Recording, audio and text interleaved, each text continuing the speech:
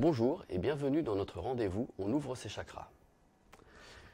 Je vous propose d'aborder aujourd'hui le sujet de l'agile dans les projets. Dans le dernier rapport annuel de l'état de l'agile, qui a une portée mondiale, 52% des répondants affirment que plus de la moitié de leurs équipes utilisent déjà les pratiques agiles.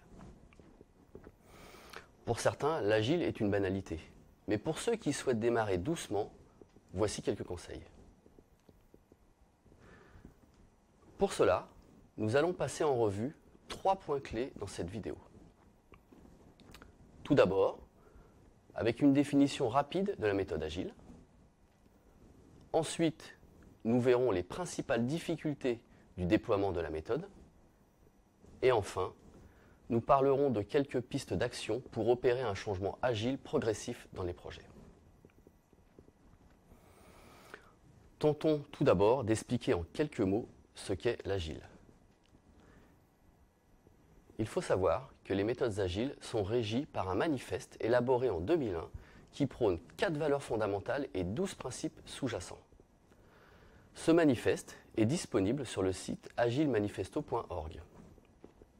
En opposition au mode dit cycle en V, la méthodologie de gestion de projet agile est une approche itérative et incrémentale. Elle est menée dans un esprit collaboratif entre les équipes métiers et techniques.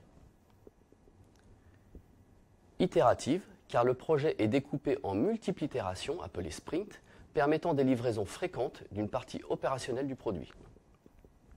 Incrémentale, car les fonctionnalités sont intégrées au fur et à mesure, sans nécessité d'une définition précise du produit en début de projet. Le livrable est donc ajusté au fil de l'eau pour un résultat en phase avec les exigences du métier.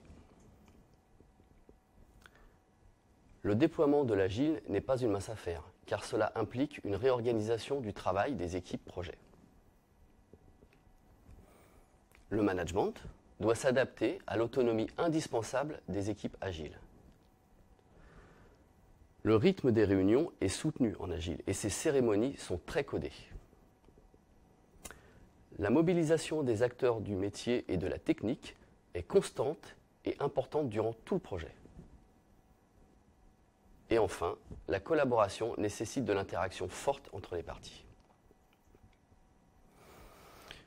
Inutile de vouloir imposer rapidement un mode agile complet à une structure qui n'est pas prête.